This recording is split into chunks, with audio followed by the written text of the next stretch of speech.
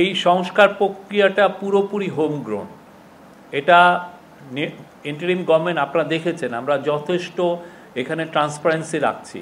আমরা এখানে 6টা মেজর কমিশন করা হয়েছে, 6টা কমিশন তাদের রিপোর্টগুলো দেওয়া হয়েছে এবং সেই রিপোর্টগুলোর আলোকে একটা 6টা কমিশনের যারা প্রধান তাদেরকে নিয়ে একটা কনসেনসাস কমিশন করা হয়েছে এবং কনসেনসাস কমিশনের একটা মিটিংও হয়েছে এবং সামনে আরও কয়েকটা মিটিং দেখবেন। এবং এই কনসেনসাস কমিশন এই যে রিপোর্টগুলো আছে সেই রিপোর্টগুলো নিয়ে পলিটিক্যাল পার্টির সাথে কনসালটেশন, খুব ইন্টেন্সিভ কনসালটেশন করবে। এই পুরো প্রসেসটাই তো আপনারা দেখছেন যে এটা একটা হোমগ্রোন।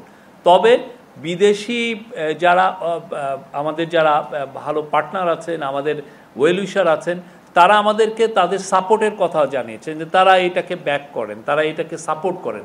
সেই জিনিসটা দ্ব্যর্থ কণ্ঠে ওনারা বলছেন। আবার কিছু কিছু ক্ষেত্রে টেকনিক্যাল সাপোর্ট লাগতে পারে, সেগুলোর কথাও বলছেন। কিন্তু এটা আমরা টেকনিক্যাল সাপোর্ট নিব কি না সে বিষয়ে কিন্তু আমরা এখনও বলিনি।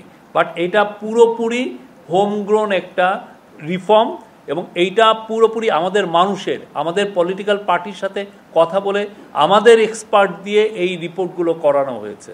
আমাদের এক্সপার্টের রিপোর্টগুলো নিয়েই এখন পলিটিক্যাল পার্টিগুলো কথা বলছে।